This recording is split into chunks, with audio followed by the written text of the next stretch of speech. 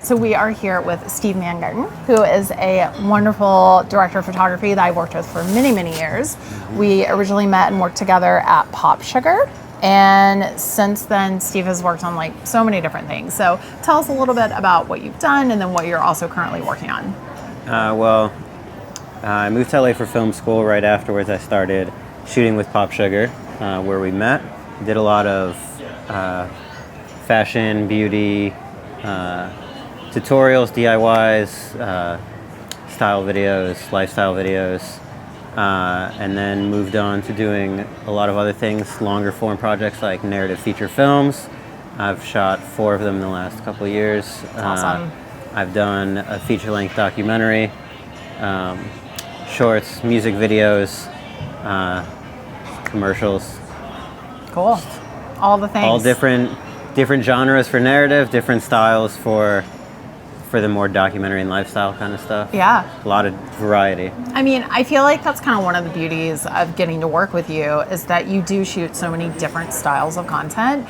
You know, you shoot lifestyle and you shoot beauty and it's brighter and poppier, and then you shoot more like edgy music videos, and there are definitely things in the feature films that kind of come into play, and it allows you to sort of mix the way that you light a set, mix the vibes that you're giving to a set. You know, things look happier or look more, you know, really bright and fun and beautiful, or things can feel a little bit edgier and darker, and you can kind of mix those moods and mix those genres because you have so much experience shooting in so many different ways. Yeah. And it's also helpful because I know, you know, you and I have shot together in a variety of circumstances. Yeah. Everything from like a beautiful soundstage and everything is perfect and really dialed in to having to just run and gun and make it work. And also, you know, shooting in real life places. Like people think it's really easy to just roll into like a store or a restaurant or something and set up a camera and go, and that's not the case. Like shooting in an environment that is made for real life and not necessarily made for shooting presents us like unique set of challenges, you know? Yeah. And I think that kind of wraps into what we're going to be talking about today, that when you're shooting on your iPhone and you're shooting for yourself, a lot of times you don't have the benefit of shooting somewhere that is designed for shooting. You know, you're in a cafe, you're at your house, you're dealing with all of the things that are part of your real life, and you're trying to make that work for a filming environment.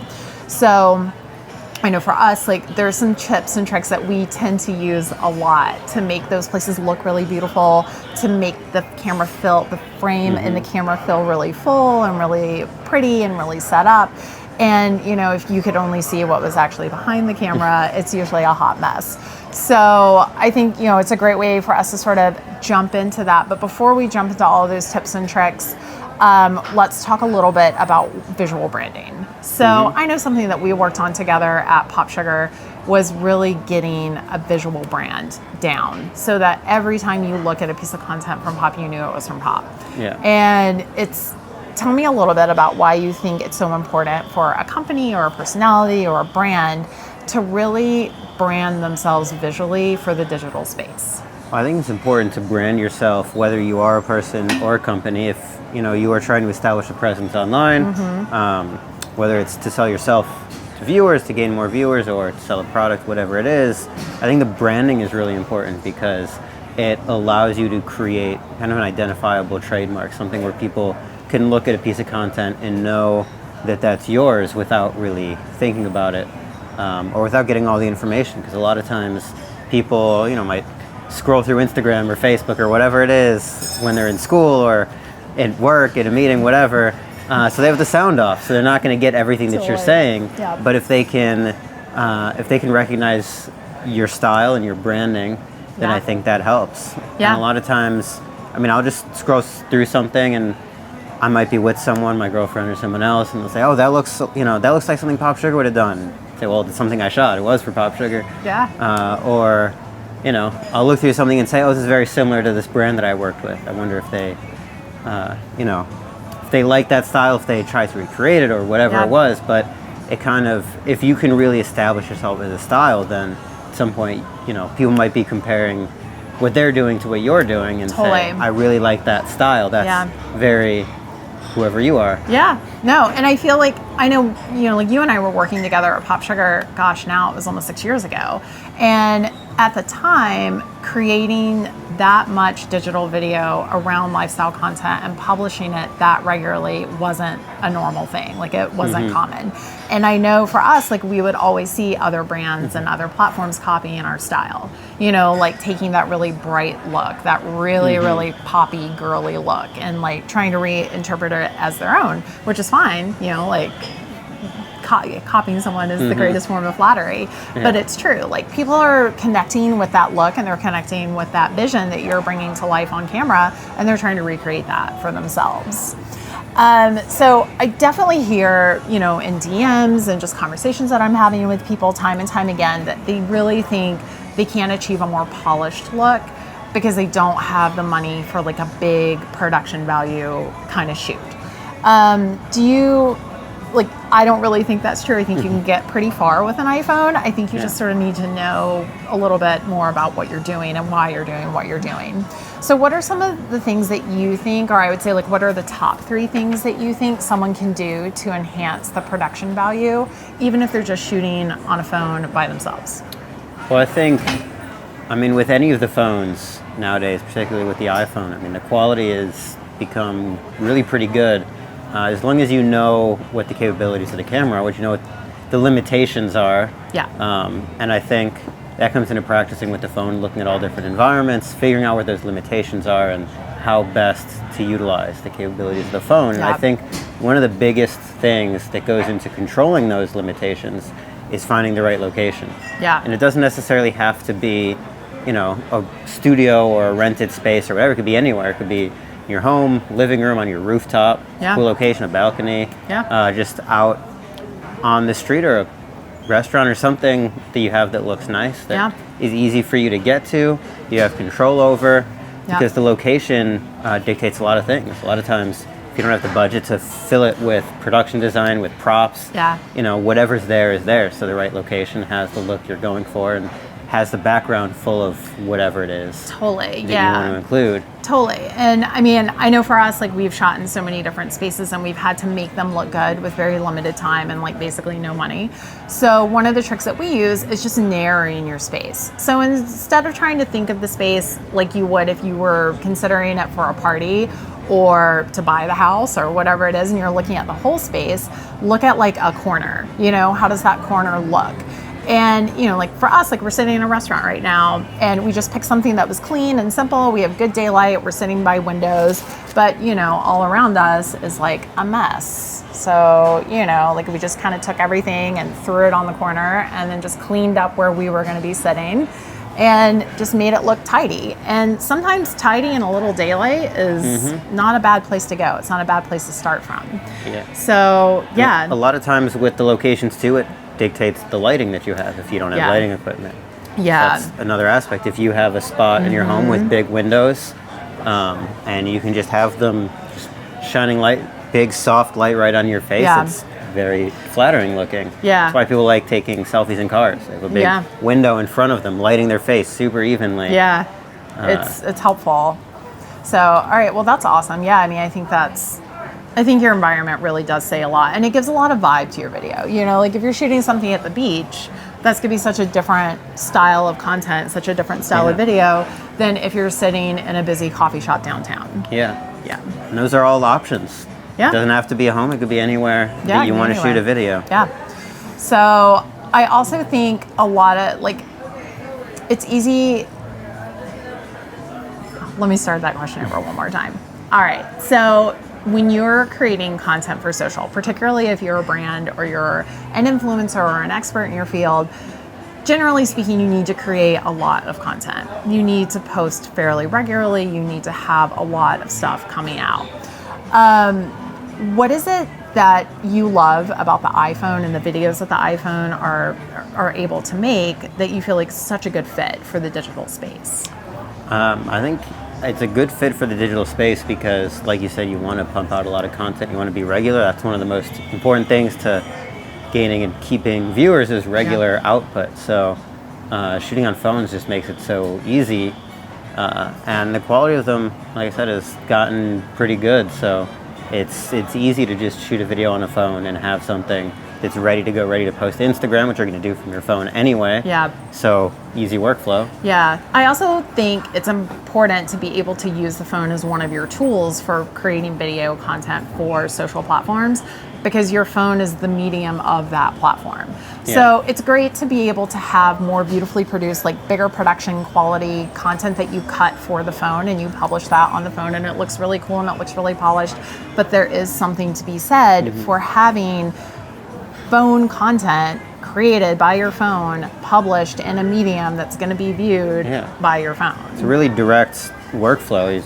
You shoot it, post it right away. You don't have to really do much to it. You don't have to do much editing unless you really want to. Yeah. And aside from that, if people are looking on their phones, then you already have something that is, people are going to be looking at it on a vertical screen, which is different than if you're on a computer or a TV where horizontal aspect ratio. So if you already have the camera that's shooting the correct format for the phone, it just makes it that much easier. Yeah, I mean, I think from like a 360 brand perspective, obviously there's always going to be a place for higher produced content and higher quality content, and you want to shoot with real cameras and real DPs and a real crew and actually get a beautiful piece of content that you can continue to cut and generate additional pieces of content from. But for your daily post, your social post, your Instagram stories, I would say just in terms of volume, stories in your phone is where it's at, and maybe save the better production value stuff for the pieces that are going into the grid and your website and your YouTube channels. So, all right, cool. So now down to business. So what are some of your tricks for shooting on an iPhone to make the quality of those videos as good as it can possibly be? Like I was saying, location is a big factor. You want to find a location that really allows you to handle the limitations of the phone, because, like you're saying, there are obviously higher quality cameras out there you would shoot a broadcast commercial on or a movie, and the phone isn't quite as capable of something like, say, handling really bright highlights in the background. So picking a good piece of advice would be picking an angle that allows you to utilize the benefits of the phone. Maybe don't have a bright window directly behind you, because it'll flare, the iPhone camera won't be able to handle it as well. Right. But if you put it in front of you, it'll light your face really nicely. Yeah. If you're close to it, the phone will automatically expose for your face. The background may get a little bit darker, it may not be as distracting. So you can do something like that.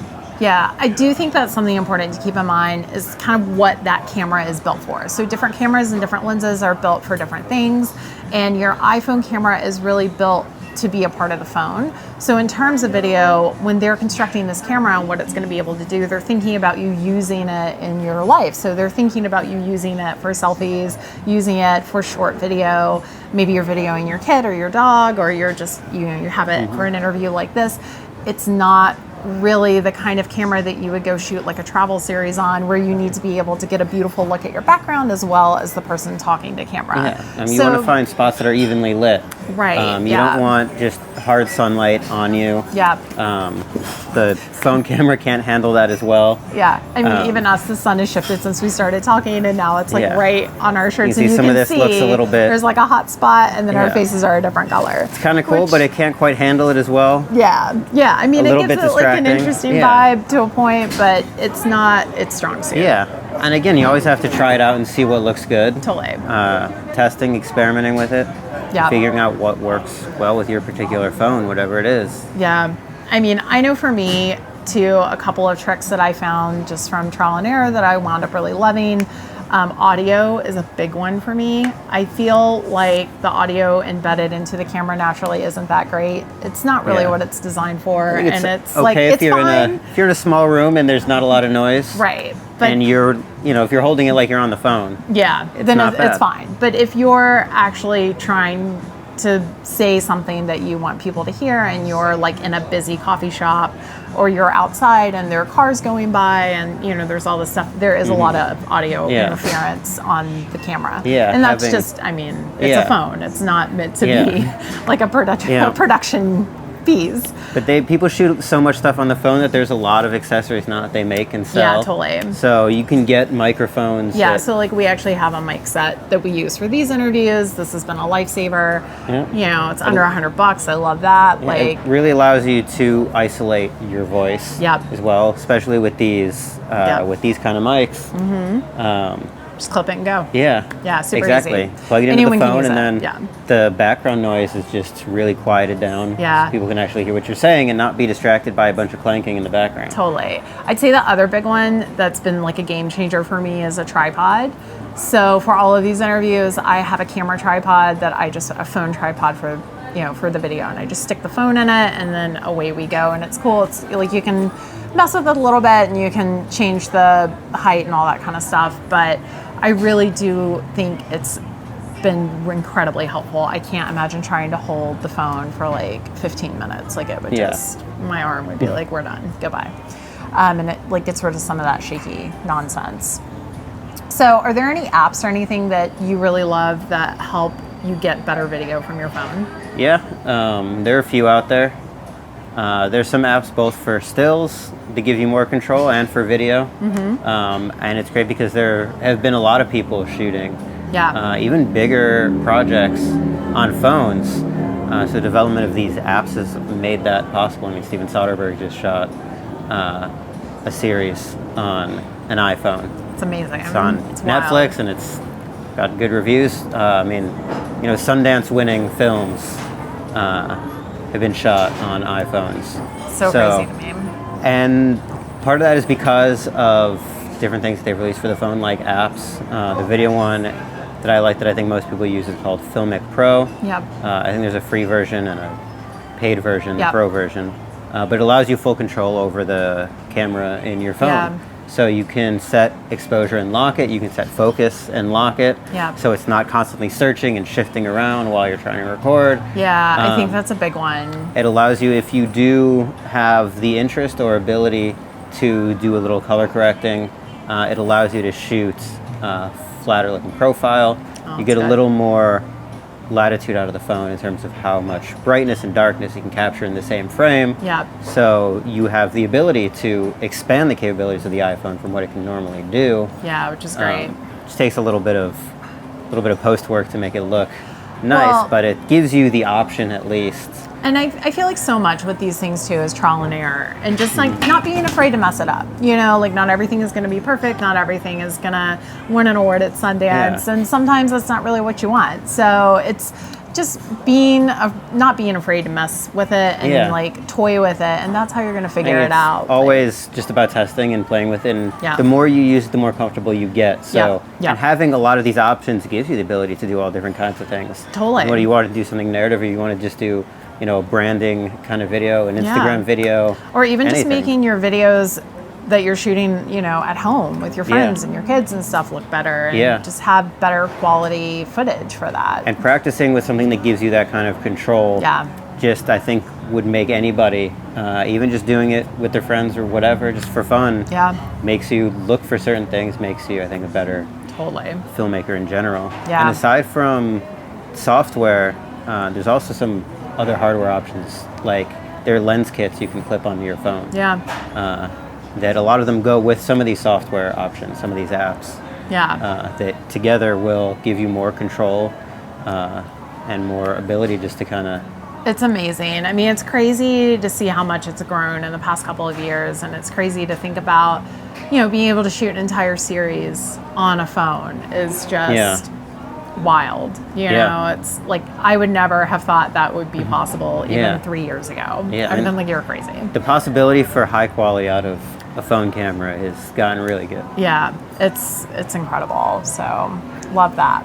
All right, so we've talked a little bit about it, but do you have lighting and environment? I think they are number one. They are so important. It's such a way to add value to any video, to any photo, to anything. It's just so important. So what are some of your favorite tips and tricks for making the best out of a not ideal situation? So like we really want to make the environment work for us, and we really want to make it feel as full and beautiful as you can. So like, what are some of the things that you do when you're presented with a place that's just not your dream to make it look better? I think, there's a lot of different things that you can kind of look for. For me as a professional DP, a lot of times the first thing I look for in a location is where's the best lighting going to be. Because I think especially with the limitations of a camera phone, that's kind of one of the things you have the least amount of control over. So you pick a spot where you're going to get nice lighting. But additionally, you want to pick a spot that just has something interesting in the frame. Yeah. Something that's not necessarily messy. If you're, shooting at a home, clean up the space. Or find an area like a corner or something that is clean or easy to clean, easy to design the way you want. Yeah. And it could be bringing in something. Maybe you want to bring in some extra pillows or, Yeah. Slide a chair into this spot. Yeah. So a space where you can have that kind of control. Yeah. I know for us, like, it's always about, it sounds like very contradictory because you want video to feel a little bit more expansive and have some breathing space, but ironically you have to think smaller. So think yourself into a corner, think yourself into a smaller space near a window, beside a bookcase or beside a table with like some pretty flowers on it. Just like think small and really make sure that frame looks full, and the frame has some dynamic texture to it and some dynamic qualities and lighting, but isn't too busy and isn't too cluttered looking. Yeah. If I can, I'll try to find a spot. A lot of times the videos that I shoot will have a subject. Maybe they're sitting in a chair for an interview, or they're doing, a makeup DIY or whatever it is. Yeah. So they're sitting in front of the camera, and you can find, if it's possible, you can look for a spot to put your subject where there will be some depth. Yeah. Because a lot of times it's hard if you are trying to control the space, you want a smaller area, but if you do happen to be in a location where you can set someone farther away from their background, then it does allow a little bit of depth to feel like a bigger space. Yep. And you can even you can do it the best you can. If it's not a big space, you might be able to set it up in a way where it feels like a bigger space. Yeah. And you can put more texture in the background. Yeah. So it feels like there's, some difference between you in the background. This is something we've covered in some other interviews that we've talked about. So you basically want to think about it in 3 planes. So there's like the background, the wall, like wherever that ending point is. There's a gap of space, and then there's the subject that's going to be on camera, and then there's a gap of space, and the physical camera is there. And so by thinking about it in 3 planes, you start to understand, and it's all, again, working with it and trial and error and all that stuff, but you start to understand how to build a background that has some texture and has something interesting to look at, but without it being too busy. And by giving a gap of space, the further that gap of space is, the more diffused this becomes in the background to your subject. So it gives the illusion that that space is bigger than it really is, versus if you have them backed up right in front of it, it suddenly doesn't look, it looks like you're crammed in a room. Exactly. And if you have that background really close to you too, if there is too much texture there, it can be a little distracting. If it's really close to you, then all of a sudden the phone might be throwing your background into focus. And it just makes it difficult to focus on you. Or whatever your subject is. I know for me, like, when I first started working at Pop Sugar was really when I moved from shooting TV to shooting for digital. And I know for me it was life-changing when I finally understood that 3-plane idea, because it affects how you light, it affects how you set up the set and dress it. It's such a different experience than if you were doing it for live television, or you were doing it in your house for real life, like if you were having people over and you wanted it to look a specific way. If you decorated your house the way you would decorate for set, it would be real weird. It would look real strange. For set, for any kind of video, even on a phone, you only really need to dress what's in frame. Exactly. So everything else, it doesn't matter. If you have a nice part of your house, if you have a couch or something that you like, and maybe there's some room behind it, and then a wall, a bookshelf, whatever it is, and there's some things that are distracting, you can just move them, throw them wherever you want, because if that's where your frame is going to be, you can just get rid of a whole bunch of stuff. Yeah. And it doesn't matter if it's off camera. I mean, it's basically my parents are coming over, quick, let me throw everything in the closet and close the door. Exactly. Like, it looks like really clean and it looks really tidy, but you are actually hiding everything in the closet. Whoops. Yeah, I mean, I think that's a big one. That's a big tip, a big trick. And it makes your video look so much more professional. It makes it look so much more polished because you just put 5 minutes in and gave it a little bit of thought about how you want everything to look. And suddenly it's transformed itself from you just turned the camera on with no intention. And now you're able to use that background to help tell the visual story of your brand and to help brand yourself. I think a big thing too is, I mean, don't just turn it on and start rolling and figure it out. If you can set it up, if you can point the camera at whatever it's going to be, whether it's yourself, you can put a chair there so you can see where that spot is, or it's whatever you're shooting, point it where you want it to be and take a look at the frame and see what's there and really try to analyze and decide what's distracting, what looks good, what looks bad, and try to figure out what you can adjust. I think that's a great point that I always forget to mention. So whenever you shoot a professional video, the guys come in, they're setting everything up, they're setting the lights up and the camera and everything, and then as a producer and director, I'm dealing with a lot of other pieces of the puzzle. But the last 10 minutes before we actually start to roll, or last 20 minutes, I come and stand or sit wherever the expert or model or whomever is going to be, and then they start tweaking. So they turn the monitor so that I can see what the frame is going to look like, and we start detailing the lighting. We start detailing what's in the background. Do we need flowers? We don't actually need those flowers. It looks really crazy and cluttered with them in here. Like, oh, you need to actually take 2 steps back because you're way too far forward now. Like, and you take time to make all those adjustments and to kind of tweak and change everything, and then you start to roll. And if it's not right and the vibe isn't right, you just stop and you tweak and you do it again, and it's not the end of the world. And I think letting go of some of that perfectionism, but also building time and space to try to make things as good as possible, it really goes a long way. And I think you want to start wider, more broader ideas. You want to pick the location where you're going to be. You can look around without the phone, figure out where it is.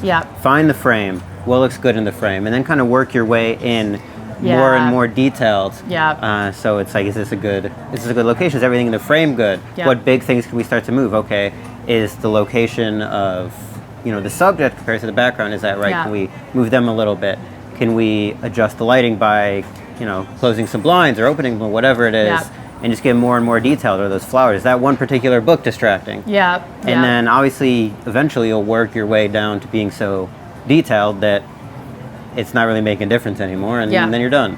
Exactly. And like, it's always a joke that it's like, I'll ask, are you guys ready to go? And it's like, well, we could stand here and tweak all day, but it's time to go. So let's just make moves and make peace with it and move on. And I mean, it is a fine line because you could mess with it all day. You start big picture and then get more and more detailed until you're happy with it. I mean, I think that's invaluable. And it's about, it doesn't have to be perfect, like it doesn't have to be so incredibly meticulously perfect, particularly if you're creating content on a phone that's going to live on Instagram and Instagram stories. This isn't a national ad campaign that's airing during the Super Bowl. So and the more you do it too, the more you know what to look for, the more your experience will tell you what does or doesn't work. So the faster you get to those details without wasting as much time. And you really start to get a gut instinct around it because you've taken the time to work through some of these issues in prior shoots.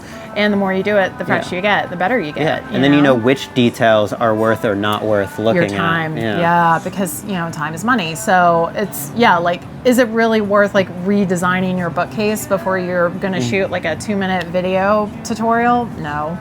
Is it worth pulling like that really reflective, shiny, mirrored picture frame off that keeps like shining around in the background? Yes. So you just like live and learn, and there you go. All right, cool. Well, this was great. Thank you so much. I feel like I learned a lot, which I love. Always I'm happy to be here. And all right, hopefully you guys learned some stuff. If you have any questions or anything, please feel free to DM. And Steve, where can people follow you? I am on Instagram as Mangurten. Love it. Dirt_Mangurt. All right, cool. And I have a website, sjmdp.com. Perfect. Well, thanks again. And thank you guys so much. Hopefully Instagram Live will be back up and running next week. So we'll be live next week. So fingers crossed. And all right, see you guys soon.